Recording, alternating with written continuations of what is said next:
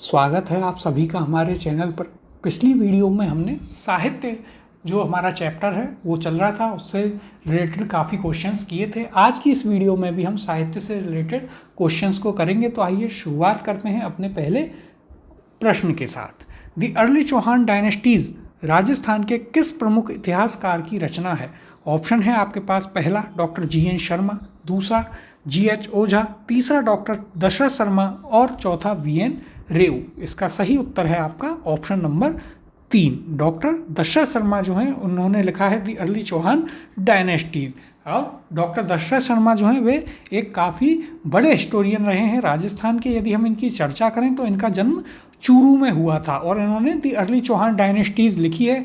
इसके अलावा यदि हम बात करें तो इन्होंने शार्दुल राजस्थानी रिसर्च इंस्टीट्यूट जो है उसकी भी जो है स्थापना इनके द्वारा ही की गई थी। अब देखिए यहाँ पर हम विस्तार में चर्चा करते हैं डॉक्टर दशरथ शर्मा के बारे में। तो इनका जन्म कहाँ हुआ? तो इनका जन्म हुआ आपके चूरू में। कब? 1903 में। इसके अलावा दी अर्ली चौहान डायनेस्टीज नामक शोध निबंध पर 1943 में आगरा विश्वविद्यालय ने इनको डीलिट प्रदान की थी। इसके अलावा बीकानेर रियासत के प्रधानमंत्री KM पनियक्कर, जिनका नाम हम इंडियन पॉलिटी में पढ़ते हैं और हिस्ट्री में भी पढ़ते हैं, के सहयोग से राजस्थानी भाषा, साहित्य, संस्कृति एवं इतिहास के क्षेत्र में शोध कार्य को बढ़ावा देने के लिए 1945 में दशरथ शर्मा ने शार्दुल राजस्थानी रिसर्च इंस्टीट्यूट बीकानेर की स्थापना की एवं इसके निदेशक रहे। तो देखिए हमारे लिए काफ़ी इम्पोर्टेंट हैं डॉक्टर दशरथ शर्मा, राजस्थान के काफ़ी जाने माने हिस्टोरियन रहे हैं। तो इनके बारे में हमें क्या याद रखना है? सबसे पहले कि इनका जन्म जो है वह कब हुआ? तो इनका जन्म 1903 कहाँ हुआ? चूरू में।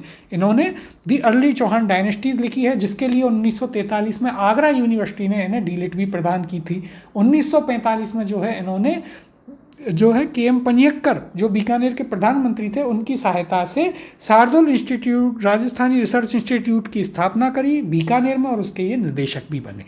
अगला प्रश्न है, फ्रॉम पर्दा टू द पीपल की लेखिका हैं। ऑप्शन है आपके पास, पहला लक्ष्मी कुमारी चुंडावत, दूसरा फ्रांसिस टेफ्ट, तीसरा रीमा आहूजा और चौथा प्रभा खेतान। तो देखिए इसका सही उत्तर है ऑप्शन नंबर 2, फ्रांसिस टेफ्ट जो हैं वे लेखिका हैं फ्रॉम पर्दा टू द पीपल। और ये किसके बारे में लिखी गई है? तो ये लक्ष्मी कुमारी चुंडावत की ही जीवनी लिखी है। किसने? फ्रांसिस टेफ्ट ने। और उसका नाम क्या दिया है? उसका नाम दिया है उन्होंने फ्रॉम पर्दा टू द पीपल। और लक्ष्मी कुमारी चुंडावत की सबसे फेमस रही है the love stories of Rajasthan, और ये हमने चर्चा करी। इसके अलावा यदि हम बात करें तो इनकी जीवनी का नाम क्या है? फ्रॉम पर्दा टू द पीपल। और लक्ष्मी कुमारी चुंडावत जो है वो एक कहानीकार रही हैं राजस्थान की, जो रानी जी के नाम से काफ़ी प्रसिद्ध रही हैं, जिन्हें कई पुरस्कार भी दिए गए हैं। जैसे 1984 में उन्हें पद्मश्री पुरस्कार भी दिया गया था। इसके अलावा राजस्थान रत्न पुरस्कार उन्हें 2012 में दिया गया। इसे पाने वाली वे प्रथम थी राजस्थान में। अब देखिए यहाँ पर यदि हम चर्चा करें तो देखिए रानी जी के नाम से प्रसिद्ध, तो हमें याद रखना है लक्ष्मी कुमारी चुंडावत जो हैं वे रानी जी के नाम से प्रसिद्ध कहानीकार रही हैं। इनका जन्म कहाँ हुआ? तो मेवाड़ के देवर ठिकाने में इनका जन्म हुआ था। राजस्थानी भाषा को संवैधानिक दर्जा दिलाने के लिए आवाज़ उठाने वाली वे संभवतः राज्य की पहली राजनेता थीं। अब इनकी प्रमुख कृतियाँ कौन कौन सी हैं? हुंकारो दोसा, इसके अलावा मूमल, हिंदकुश के उस पार, केरे चकवा बात और सबसे famous love stories of Rajasthan. इसके अलावा अमोलक बाता, सूलीरा सुआ माथे, गजबण और रजवाड़ों के रीति रिवाज जैसी किताबें इनकी काफ़ी चर्चित रही हैं। एक विदेशी महिला फ्रांसिस टेफ्ट ने जो है फ्रॉम पर्दा टू दी पीपल जो है उनकी जीवनी लिखी है। इसके अलावा संयुक्त राष्ट्र संघ के निरस्त्रीकरण सम्मेलन 1978 न्यूयॉर्क में वे भारतीय प्रतिनिधि भी बनी। तो ये एक काफ़ी इम्पॉर्टेंट पॉइंट है यहाँ पर। इसके अलावा इन्हें रूसी कथाओं के राजस्थानी अनुवाद गजबण के लिए सोवियत लैंड नेहरू पुरस्कार भी इन्हें दिया गया है। इन्हें राजस्थान रत्न पुरस्कार 2012, जिसे पाने वाली ये प्रथम थी, से सम्मानित किया गया। गुर्जर समाज के आराध्य देवनारायण बगड़ावत की महागाथा के लिए 1984 में इन्हें पद्मश्री से नवाजा गया। और लक्ष्मी कुमारी चुंडावत जो हैं वे 24 मई 2014 को उनका निधन हो गया था। तो देखिए यहाँ पर लक्ष्मी कुमारी चुंडावत के बारे में कई फैक्ट्स हमें याद रखने हैं, क्योंकि ये भी काफ़ी इम्पोर्टेंट हैं और फेमस रही हैं राजस्थान में। तो इन्हें किस नाम से जाना जाता है? इन्हें रानी जी के नाम से जाना जाता है। इनकी यदि हम बात करें, मेवाड़ में इनका जन्म हुआ। इसके अलावा प्रमुख रचनाओं में सबसे पहले लव स्टोरीज ऑफ राजस्थान हमें याद रखना है, जो कि काफ़ी फेमस रही है। इसके अलावा हुंकारा, दोसा, मूमल, हिंद कुश के उस पार, कैरे चकवाबाद, अमोलक बाता, ये इनकी कुछ प्रमुख कृतियाँ रही हैं। गजबड़ जो है इनके जो रूसी कथाएं थी उनका इन्होंने राजस्थानी में अनुवाद किया, जिसके लिए इन्हें सोवियत लैंड नेहरू पुरस्कार भी दिया गया। इसके अलावा इनकी जीवनी जो है फ्रांसिस टेफ्ट नामक एक विदेशी महिला ने लिखी है। जो इनकी जीवनी है उसका नाम है फ्रॉम पर्दा टू दी पीपल। इसके अलावा यदि हम बात करें तो इम्पॉर्टेंट पॉइंट एक है कि जो संयुक्त राष्ट्र संघ का निरस्त्रीकरण सम्मेलन था 1978 न्यूयॉर्क में, उसमें ये भारतीय प्रतिनिधि बनी थी। इसके अलावा इन्हें 1984 में पद्मश्री दिया गया। 2012 में ये राजस्थान रत्न पुरस्कार पाने वाली प्रथम थी और फिर 24 मई 2014 को इनका निधन हो गया था। तो ये इनके बारे में कुछ पॉइंट हैं जो हमें यहाँ पर याद रखने हैं। अगला प्रश्न देखते हैं। राजस्थान के प्रमुख कहानीकार हैं। ऑप्शन है आपके पास, पहला लक्ष्मी कुमारी चुंडावत, दूसरा सूर्यमल मिश्रण, तीसरा सुंदरदास और चौथा मंडन। इसका सही उत्तर है ऑप्शन नंबर 1, लक्ष्मी कुमारी चुंडावत जो है वे राजस्थान की प्रमुख कहानीकार हैं। अगले प्रश्न की ओर चलते हैं। रानी लक्ष्मी कुमारी चुंडावत को पद्मश्री उनके किस क्षेत्र में योगदान के लिए दिया गया? ऑप्शन है आपके पास, पहला साहित्यिक क्षेत्र, दूसरा समाज सेवा, तीसरा चित्रकला और चौथा राजनीतिक क्षेत्र। इसका सही उत्तर है ऑप्शन नंबर 1, साहित्यिक क्षेत्र, क्योंकि वे कहानीकार थीं और राजनेता भी थीं, लेकिन उन्होंने जो साहित्य के क्षेत्र में योगदान दिया उसके लिए उन्हें सन 1984 में पद्मश्री से सम्मानित किया गया था। तो हमें याद रखना है कब दिया गया, तो सन भी हमें यहाँ पर याद रखना है 1984 में। अगला प्रश्न है, रूसी कथाओं के राजस्थानी अनुवाद गजबड़ के लिए सोवियत लैंड नेहरू पुरस्कार किसे दिया गया? ऑप्शन है आपके पास, पहला मंगत बादल, दूसरा कोमल कोठारी, तीसरा विजयदान देथा और चौथा लक्ष्मी कुमारी चुंडावत। तो इसका सही उत्तर है ऑप्शन नंबर 4, लक्ष्मी कुमारी चुंडावत जो हैं इन्होंने रूसी कथाओं का राजस्थानी ट्रांसलेशन किया था, जिसके लिए इन्हें पुरस्कार दिया गया सोवियत लैंड नेहरू पुरस्कार। अगला प्रश्न है, लव स्टोरीज ऑफ राजस्थान की लेखिका हैं। ऑप्शन है आपके पास, पहला अरुणा रॉय, दूसरा गायत्री देवी, तीसरा लक्ष्मी कुमारी चुंडावत और चौथा सुमित्रा सिंह। तो देखिए हमने चर्चा की थी कि लक्ष्मी कुमारी चुंडावत की सबसे फेमस बुक में से एक है love stories of Rajasthan. Option number 3, Lakshmi Kumari Chundawat इसका सही उत्तर यहाँ पर होगा।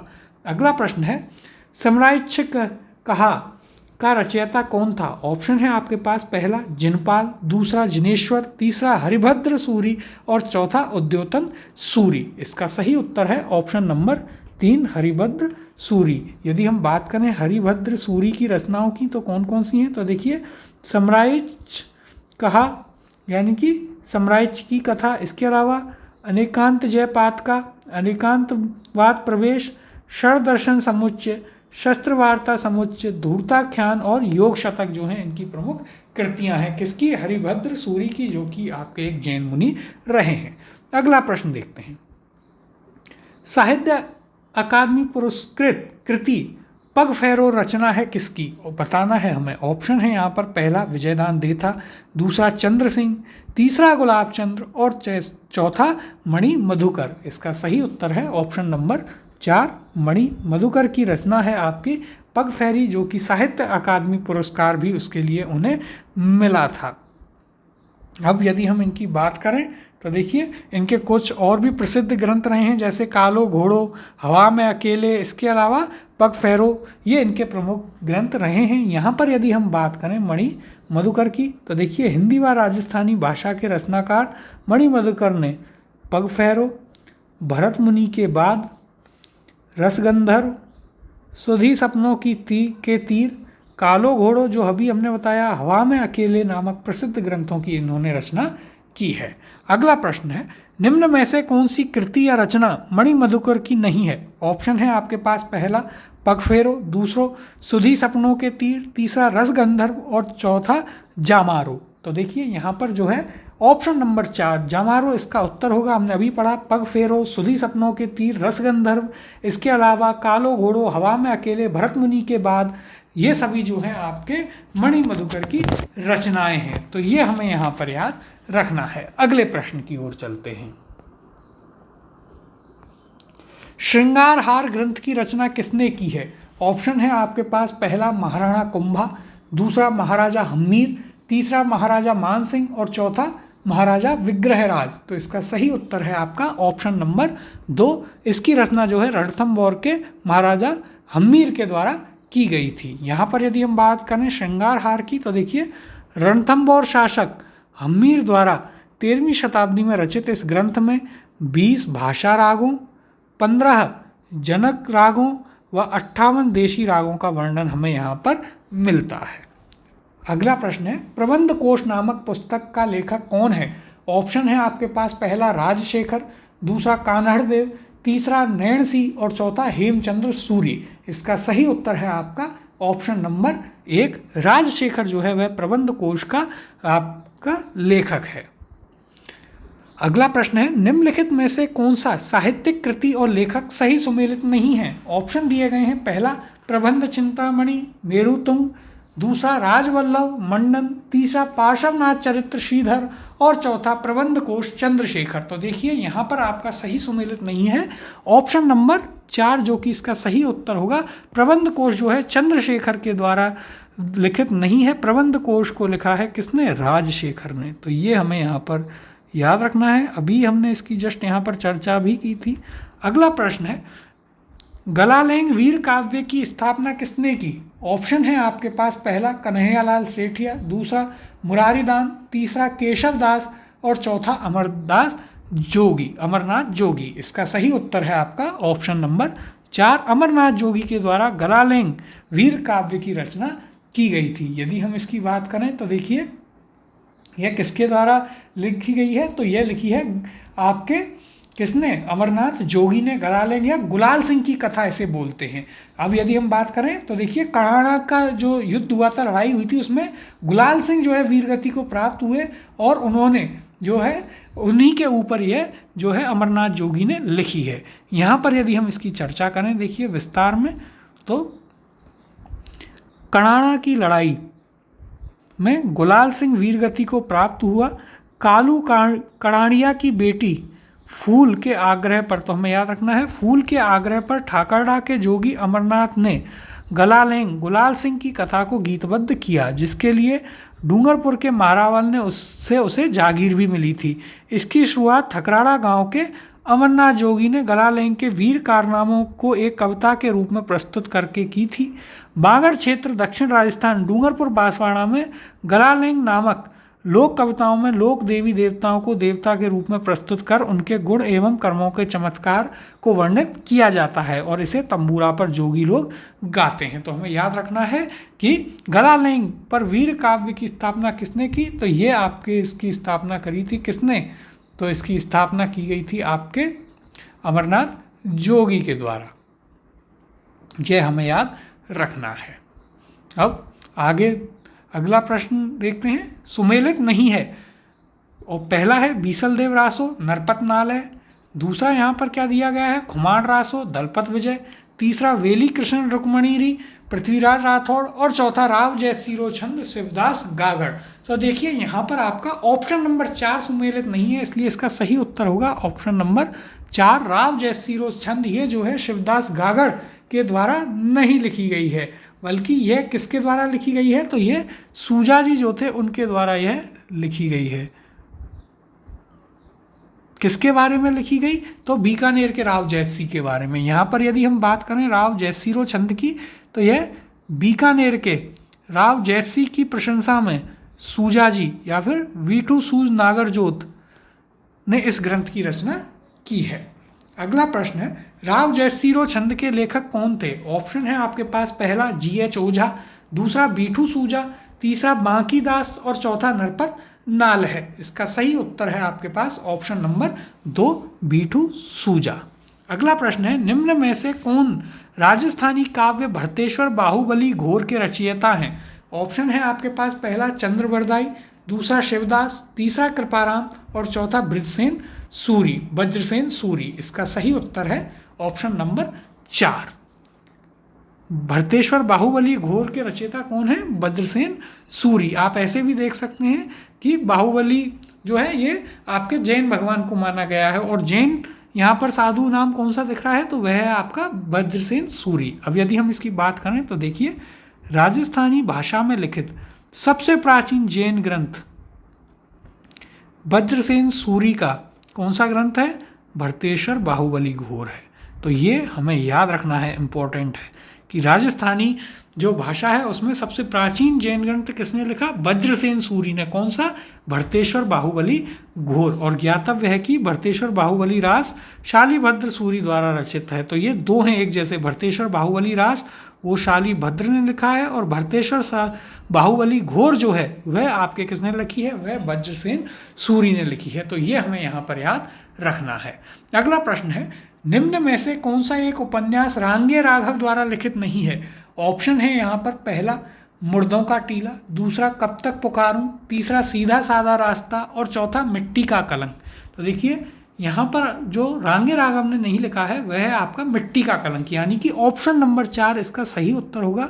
मिट्टी का कलंक जो है यह किसके द्वारा लिखा गया है? यदि हम इसकी बात करें तो देखिए ये जो है यह लिखा गया है आपके यादवेंद्र शर्मा के द्वारा यह लिखा गया है। अगला प्रश्न देखते हैं, राज रत्नाकर का लेखक कौन था? ऑप्शन है आपके पास, पहला रणछोड़ भट्ट, दूसरा सदाशिव, तीसरा पंडित जीवाधार और चौथा राजशेखर। इसका सही उत्तर है ऑप्शन नंबर 2 सदाशिव।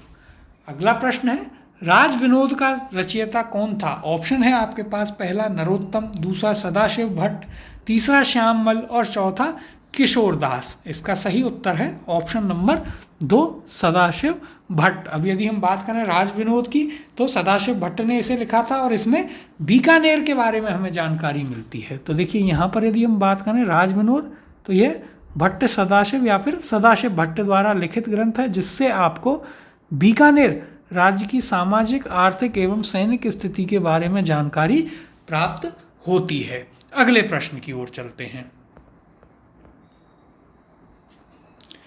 पुस्तकें लेखक में कौन सा युग्म सुमेलित नहीं है?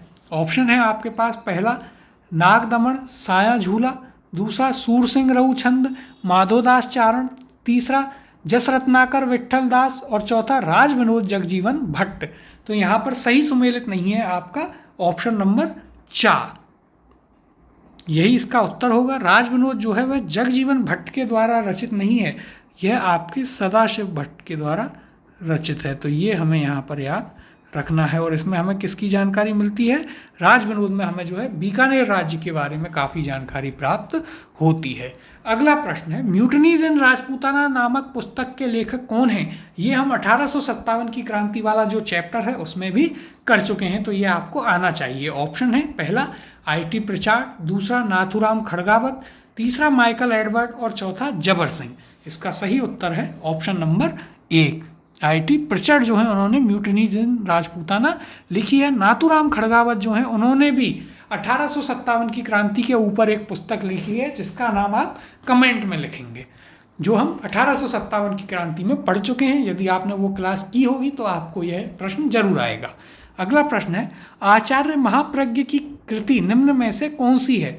ऑप्शन है यहाँ पर, पहला आत्मा के आसपास, दूसरा अतीत का विसर्जन, तीसरा मन का कायाकल्प और चौथा अनागत का स्वागत। तो इसका सही उत्तर है ऑप्शन नंबर 3 मन का कायाकल्प जो है वह आचार्य महाप्रज्ञ की कृति में आती है। अब यदि देखिए हम इन पर चर्चा करें तो आचार्य महाप्रज्ञ, इनका जन्म जो है कहाँ हुआ? टमकोर गांव झुंझुनू में इनका जन्म हुआ था। आचार्य श्री तुलसी ने इन्हें 1978 में महाप्रज्ञ की उपाधि दी थी। आचार्य श्री तुलसी द्वारा इन्होंने युवाचार्य यानी अपना अगला उत्तराधिकारी का पद दिया गया, और लाड़नू में जैन विश्व भारती डीम्ड विश्वविद्यालय की भी इन्होंने स्थापना की थी। इसके अलावा इन्होंने आचार्य श्री तुलसी के साथ सहयोग किया, और इन्होंने मंत्र साधना, योग, मन का कायाकल्प, अनेकांतवाद, आर्ट ऑफ थिंकिंग पॉजिटिव पुस्तकें लिखी हैं। और एक और चीज़, कि आत्मा के आसपास जो है वह किसके द्वारा, तो वह आचार्य तुलसी के द्वारा लिखी गई है। तो यहाँ पर हमें याद रखना है आचार्य महाप्रज्ञ के बारे में कि इनका जन्म जो है वह कहाँ हुआ, तो इनका जन्म आपके झुंझुनू में हुआ था और इन्हें 1978 में आचार्य तुलसी ने महाप्रज्ञ की उपाधि दी थी और आचार्य तुलसी द्वारा इन्हें युवाचार्य यानी कि अपना अगला उत्तराधिकारी भी घोषित कर दिया गया था। लाड़नू में इन्होंने जैन विश्व भारती डीम्ड विश्वविद्यालय की स्थापना करी और इनकी प्रमुख रचनाएं कौन कौन सी थी, हमने अभी देखा, मंत्र साधना, योग, मन का कायाकल्प, अनेकांतवाद, आर्ट ऑफ थिंकिंग पॉजिटिव, ये इनकी कुछ पुस्तकें हैं। अगला प्रश्न देखते हैं, राजस्थानी भाषा के छंदों के आधार पर, देखिए यहाँ पर हमारे पास अगला प्रश्न क्या है, अगला प्रश्न है हमारे पास कि जो राजस्थानी भाषा है उनके छंदों के आधार पर यदि हम बात करें तो रचित पिंगल शिरोमणि ग्रंथ के रचयिता कौन है, तो ये हमें यहाँ पर बताना है। ऑप्शन है आपके पास, पहला किस्ना आढ़ा, दूसरा ऑप्शन आपके पास है ईसरदास, तीसरा है कर्णीदास कव्या और चौथा कुशल लाभ। इसका सही उत्तर है ऑप्शन नंबर 4 कुशल लाभ। आपकी पिंगल शिरोमणि ग्रंथ के रचयिता कौन हैं, तो वे हैं आपके कुशल लाभ। अगला प्रश्न है सही सुमेलित नहीं है, और एक तरफ लेखक हैं एक तरफ पुस्तकें हैं, तो हमें बताना है कौन सा सही सुमेलित नहीं है। ऑप्शन दिए गए हैं, पहला कन्हैयालाल सेठी धरती धोरारी, दूसरा मेघराज मुकुल सेनानी, तीसरा ऑप्शन देखते हैं उमरदान लालस छप्पनारो छंद और चौथा चंद्र सिंह बिरकाली अमलरा अवगुण। तो देखिए यहाँ पर आपका चौथा सही सुमेलित नहीं है, ऑप्शन नंबर 4 इसका सही उत्तर होगा। अगला प्रश्न है सही सुमेलित नहीं है, ऑप्शन है आपके पास जयानक पृथ्वीराज विजय, दूसरा विद्यापति पुरुष परीक्षा, तीसरा जयसिंह सूरी हमीर मदमर्दन और चौथा मंडन संगीत राज। तो देखिए यदि हम बात करें तो यहाँ पर सही सुमेलित नहीं है आपका ऑप्शन नंबर 4 मंडन संगीत राज सही नहीं है। संगीत राज को जो है लिखा गया था किसके द्वारा, तो संगीत राज को हम पढ़ चुके हैं राणा कुंभा के द्वारा लिखा गया था। जब हमने वंश वाला चैप्टर किया था वहाँ पर हमने इसकी पूरी विस्तार में चर्चा की थी। अगला प्रश्न है सफ़ेद मेमने और पत्तों की बरादरी किस उपन्यासकार की रचनाएं हैं। ऑप्शन है आपके पास, पहला रांगे राघव, दूसरा मणि मधुकर, तीसरा राजेंद्र मोहन भटनागर और चौथा राम प्रताप शर्मा। इसका सही उत्तर है ऑप्शन नंबर 2 मणि मधुकर, जिनके ऊपर हम पहले भी चर्चा कर चुके हैं कि जिनका जन्म कहाँ हुआ, चूरू में हुआ था। पग फेरो जिन्होंने लिखी थी उन्हीं की यहाँ पर बात की गई है। अगला प्रश्न है राजियारा सोरठा नामक ग्रंथ के लेखक कौन हैं। ऑप्शन है आपके पास, पहला गोपीनाथ, दूसरा किस्नो, तीसरा कृपाराम और चौथा सागरदान। तो इसका सही उत्तर है आपके पास ऑप्शन नंबर 3 कृपाराम जो हैं वे लेखक हैं राजियारा सोरठा की। यदि हम बात करें कृपाराम खिड़िया की तो इसमें इन्होंने अपने नौकर राजिया को संबोधित किया है और कुछ सोरठे लिखे हैं, ये सीकर से संबंधित थे। तो देखिए यहाँ पर यदि हम चर्चा करें तो देखिए कृपाराम खिड़िया इन्होंने राजियारा सोरठा राजियरे सोरठे इनकी प्रसिद्ध कृति है, जिसमें इन्होंने अपने किसको नौकर राजिया को संबोधित करके नीति से संबंधित सोरठे लिखे हैं। ये सीकर के राव राजा लक्ष्मण सिंह के आश्रित डिंगल कवि थे, तो हमें याद रखना है इनका संबंध सीकर से रहा है।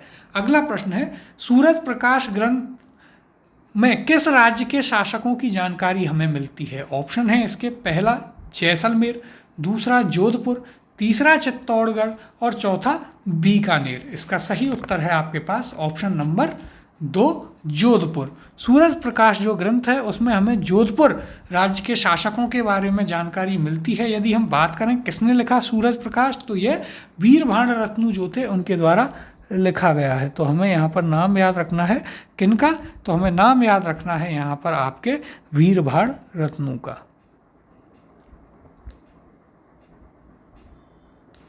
देखिए यहाँ पर यदि हम चर्चा करें तो चारण शाखा के वीरभाण रत्नू जोधपुर के महाराजा अभय सिंह के आश्रित कवि थे। महाराजा अभय सिंह एवं गुजरात के सूबेदार शेर बुलंद खां के बीच लड़े गए अहमदाबाद के युद्ध में वीरभाण रत्नू और काव्या कर्णीदान नामक दोनों कवि साथ थे और उन्होंने इस युद्ध के प्रसंग को लेकर क्रमशः राजरूपक तथा सूरज प्रकाश नामक वृहत काव्य ग्रंथ लिखे हैं एवं एकाक्षरी नाममाला और भागवत प्रकाश ग्रंथ भी उनके द्वारा ही रचित हैं। तो ये हमने यहाँ पर चर्चा करी किस पर, वीरभाण रत्नू पर हमने यहाँ पर चर्चा करी है। कहाँ से संबंधित थे, तो ये थे आपके जोधपुर से संबंधित कवि ये रहे हैं। अब अगले प्रश्न की ओर चलते हैं। हम्मीरहट ग्रंथ किसके द्वारा रचित है, यह हम पहले भी कर चुके हैं। ऑप्शन देखते हैं, पहला बीठू सूजा, दूसरा कर्णीदान, तीसरा चंद्रशेखर और चौथा केशवदास। इसका सही उत्तर है ऑप्शन नंबर 3, चंद्रशेखर जो हैं उन्होंने हम्मीरहट की रचना करी है, जो कि रणथंभौर के राणा हम्मीर की इसमें इतिहास लिखा गया है। अगला प्रश्न है, किस लेखक को फारसी ग्रंथों का हिंदी में अनुवाद का श्रेय जाता है। ऑप्शन है आपके पास, पहला मुंशी देवी प्रसाद, दूसरा मोहनोत नारायण सिंह, तीसरा गौरीशंकर हीराचंद ओझा और चौथा कविराज श्यामल दास। इसका सही उत्तर है ऑप्शन नंबर 1, मुंशी देवी प्रसाद जो हैं उन्हें फारसी ग्रंथों का हिंदी में अनुवाद करने का श्रेय जाता है। अब देखिए इन पर यदि हम चर्चा करें मुंशी देवी प्रसाद पर, तो देखिए मुंशी देवी प्रसाद का जन्म जो है कहाँ हुआ था, जयपुर में हुआ था। सबसे पहले उन्होंने मारवाड़ राज्य के कानून बनाए तथा कानून विषयक 13 पुस्तकें लिखीं। लोग उन्हें कानून की माता व कानूनी नाम से पुकारते थे। 1923 में जोधपुर में उनकी मृत्यु हो गई। देवी प्रसाद ने मारवाड़ का भूगोल, मारवाड़ के राव मालदेव का जीवन चरित्र, राजा भारमल, प्रतिहार वंश प्रकाश का लेखन कार्य किया है। इसके अलावा मुंशी देवी प्रसाद ने बाबरनामा, हुमायूंनामा, अकबरनामा, शेरशाहनामा, शाहजहांनामा आदि जो ये ग्रंथ हैं जो कि जीवनियाँ हैं, इनका हिंदी व उर्दू भाषा के साथ साथ ही इन्हें छपाए तथा प्रत्येक पृष्ठ के बाएं आधे हिस्से पर हिंदी तो आधे दाहिने हिस्से पर उसी का उर्दू रूपांतरण इन्होंने लिखा है। इसके अलावा मुंशी देवी प्रसाद ने ही नैणसी को राजपूताने का अबुल फजल कहा है, ये हम पहले एक क्लास में डिस्कस कर चुके हैं। तथा बीकानेर के शासक राय सिंह को राजपूताने का कर्ण की संज्ञा भी मुंशी देवी प्रसाद के द्वारा ही दी गई थी। तो ये भी काफ़ी इम्पोर्टेंट हैं आपके लिए मुंशी देवी प्रसाद। इनका जन्म कहाँ हुआ, जयपुर में हुआ। सबसे पहले इन्होंने जोधपुर रियासत के साथ में कार्य किया, वहाँ कानून बनाए। फिर इन्होंने कुछ प्रमुख रचनाएं करी जैसे मारवाड़ का भूगोल, राव मालदेव का जीवन चरित्र, राजा भारमल, प्रतिहार वंश प्रकाश। फिर इन्होंने बाबरनामा, हुमायूंनामा, अकबरनामा, शेरशाहनामा आदि ग्रंथ हिंदी और उर्दू भाषा में छपाए, लिखे और हर जो पृष्ठ था उसके बाएं आधे हिस्से पर हिंदी, आधे में उसी का उर्दू रूपांतरण भी लिखा। और यही वे व्यक्ति थे जिन्होंने नैणसी को राजपूताने का अबू फजल कहा और बीकानेर शासक राय सिंह को राजपूताने का कर्ण भी इनके द्वारा ही कहा गया था। अगला प्रश्न देखते हैं, कौन सा ग्रंथ पंडित विश्वेश्वर नाथ रेऊ द्वारा नहीं लिखा गया है। ऑप्शन है आपके पास, पहला कॉइन्स ऑफ मारवाड़, दूसरा हिस्ट्री ऑफ द राष्ट्रकूट्स, तीसरा इतिहास नीमांज और चौथा विश्लेश्वर स्मृति। तो यहाँ पर ऑप्शन नंबर 3 इतिहास नीमांज इसका सही उत्तर होगा। यदि बात करें पंडित विश्वेश्वर नाथ रेऊ की, तो इनका जन्म मारवाड़ में हुआ था और जोधपुर के महाराज जो थे उनके साथ ये राजकीय सेवा में थे और इन्होंने कई पुस्तकें लिखी जैसे राजवंश, coins of Marwar, history of the Rajputs, Marwar का इतिहास भी लिखा और इन्होंने ये कुछ पुस्तकें लिखी। यहाँ पर यदि हम बात करें तो देखिए पंडित विश्वेश्वर नाथ रेऊ, इनका जन्म जो है कहाँ हुआ, मारवाड़ में हुआ था। मुद्रा शास्त्र में इनके ज्ञान को देखते हुए जोधपुर के महाराजा सुमेर सिंह ने 1911 में इन्हें राजकीय सेवा में नियुक्त कर लिया। रेऊ ने भारत के प्राचीन राजवंश, coins of Marwar, history of the Rashtrakutas, Marwar राज्य का इतिहास, विश्लेश्वर स्मृति और ऋग्वेद का सामाजिक और ऐतिहासिक सार आदि ग्रंथों का लेखन कार्य इनके द्वारा किया गया है। अगले प्रश्न की ओर चलते हैं, कुवलय माला किसके द्वारा लिखी गई है। ऑप्शन है, पहला हरिभद्र सूरी, दूसरा उद्योतन सूरी, तीसरा जीएव ओझा और चौथा चंद्रबरदाई। तो देखिए ये हम पहले भी पढ़ चुके हैं। इसका सही उत्तर होगा ऑप्शन नंबर 2, उद्योतन सूरी के द्वारा जो है कुवलय माला लिखी गई है। अब यदि हम बात करें तो देखिए कुवलय माला ग्रंथ की रचना किसने करी है, उद्योतन सूरी ने की है। और ये दरबारी कवि थे किसके, जो जालौर के राजा थे वत्सराज, उनके ये क्या हुआ करते थे, दरबारी कवि हुआ करते थे। यहाँ पर भी यदि हम चर्चा करें तो देखिए जवालीपुर जालौर के प्रतिहार नरेश वत्सराज के दरबारी कवि उद्योतन सूरी जो कि जैन मुनि थे, उन्होंने कुवलय माला नामक ग्रंथ की रचना प्राकृत भाषा में की। किस भाषा में? प्राकृत भाषा में की। इसमें वत्सराज के राज्य प्रदेश को गुर्जर देश कहा गया है। इस ग्रंथ में 18 देसी भाषाओं का उल्लेख किया गया है और 18 भाषाओं में पश्चिमी राजस्थान की मरु भाषा का भी उल्लेख हमें यहाँ पर देखने को मिलता है। अगला प्रश्न है, कुवलय माला कथा ग्रंथ में उल्लिखित क्षेत्रीय भाषाओं की संख्या कितनी है? ऑप्शन है आपके पास 15, 18, 16 या 20। तो इसका सही उत्तर है ऑप्शन नंबर 2, 18 भाषाओं का इसमें जिक्र हमें मिलता है और जिन 18 भाषाओं में पश्चिमी राजस्थान की मरु भाषा का भी उल्लेख किया गया है। अगला प्रश्न है, बारात लौट गई रचना किसकी है? ऑप्शन है आपके पास पहला विष्णु अंबालाल जोशी, दूसरा चंद्रधर शर्मा गुलेरी, तीसरा शंभू दयाल सक्सेना और चौथा ओंकार नाथ दिनकर। इसका सही उत्तर है ऑप्शन नंबर 2, चंद्रधर शर्मा गुलेरी के द्वारा रचित है बारात लौट गई। अब यदि हम बात करें यहाँ पर चंद्रधर शर्मा गुलेरी की, तो देखिए ये हिंदी के कथाकार, व्यंग्यकार और निबंधकार तथा संपादक थे। इन्होंने हिंदी, संस्कृत, अंग्रेजी, प्राकृत, बांग्ला, मराठी, जर्मन तथा फ्रेंच भाषाओं का ज्ञान था। इसके अलावा इनकी रुचि धर्म, ज्योतिष, इतिहास, पुरातत्व आदि में भी काफ़ी रही है। और आम हिंदी पाठक ही नहीं, विद्वानों का एक बड़ा वर्ग भी उन्हें अमर कहानी उसने कहा था कि रचनाकार के रूप में भी पहचानता है और बारात लौट गई भी इनकी एक प्रमुख रचना है। अगला प्रश्न देखते हैं, प्रेम विनोद नामक ग्रंथ किसकी रचना है? ऑप्शन है अजबदे, हंसाबाई, छत्र कुंवरी और किरणदेव। इसका सही उत्तर है ऑप्शन नंबर 3, छत्र कुंवरी। अगला प्रश्न है, मुक्ति कविता संग्रह के रचयिता हैं? ऑप्शन है आपके पास पहला मीठेश निर्मोही, दूसरा विजय वर्मा, तीसरा कीर्ति शर्मा और चौथा आशा पाराशर। तो इसका सही उत्तर है मीठेश निर्मोही। अगले प्रश्न की ओर चलते हैं, राजपूत जीवन संध्या उपन्यास किसने लिखा है? ऑप्शन है आपके पास पहला केसरीनाथ, दूसरा अवनींद्रनाथ, तीसरा रमेश चंद्र दत्त और चौथा कन्हैयालाल। तो इसका सही उत्तर है ऑप्शन नंबर 3, रमेश चंद्र दत्त ने लिखा है राजपूत जीवन संध्या उपन्यास, जिसमें उन्होंने हल्दीघाटी युद्ध का वर्णन किया है। तो देखिए रमेश चंद्र द्वारा रचित राजपूत जीवन संध्या उपन्यास है जिसमें हल्दीघाटी के युद्ध का वर्णन आपको मिलता है। अगला प्रश्न है, कूट सुमेलित नहीं है? ऑप्शन दिए गए हैं, पहला अविंद्रनाथ ठाकुर बाप्पादित्य, दूसरा द्विजेंद्र लाल राय राजस्थान का भीष्म, तीसरा ज्योतिरिंद्र नाथ चित्तौड़ पर आक्रमण और चौथा बंकिम चंद्र राज सिंह। इसका सही उत्तर है ऑप्शन नंबर 2, द्विजेंद्र लाल राय राजस्थान का भीष्म। यह सही सुमेलित नहीं है। यदि हम बात करें यहाँ पर द्विजेंद्र लाल राय की, तो देखिए ये बांग्ला के विशिष्ट नाटककार, कवि तथा संगीतकार थे।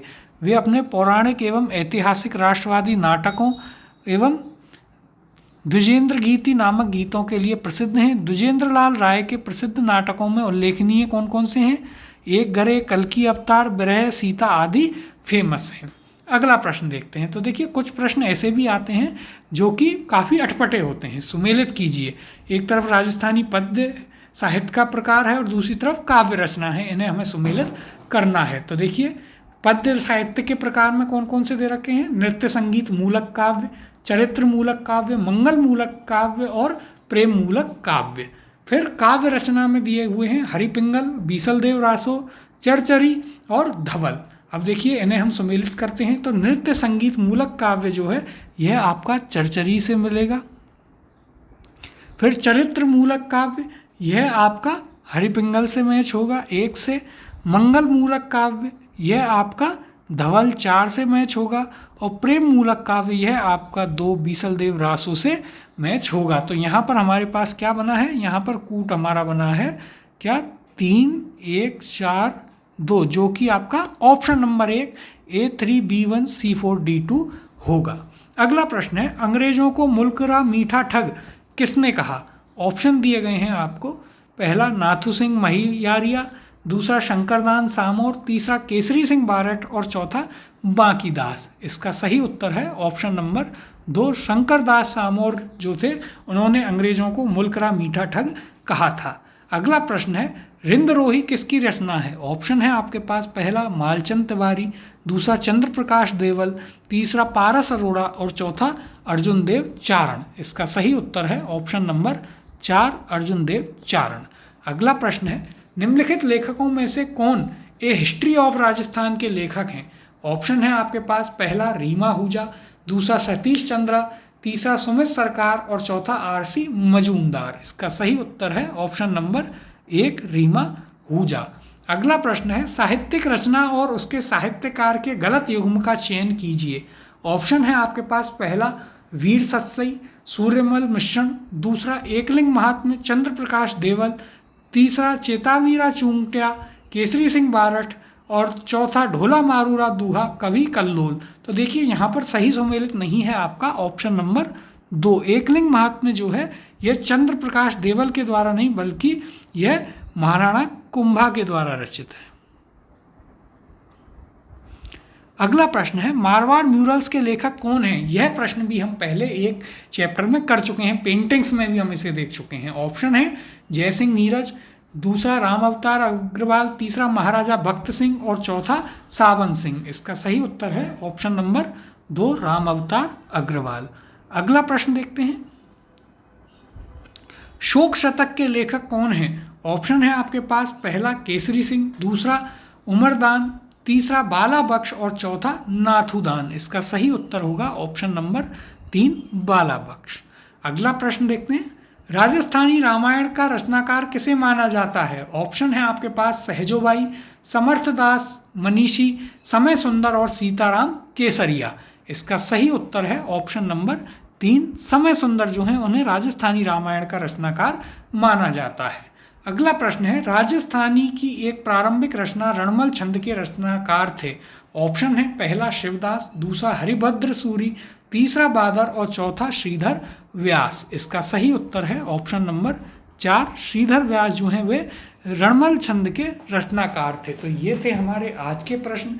इससे आगे के जो प्रश्न हैं वो हम कल की क्लास में करेंगे और कल हम अपने साहित्य के साथ साथ में राजस्थान आर्ट एंड कल्चर को भी पूरा कर लेंगे।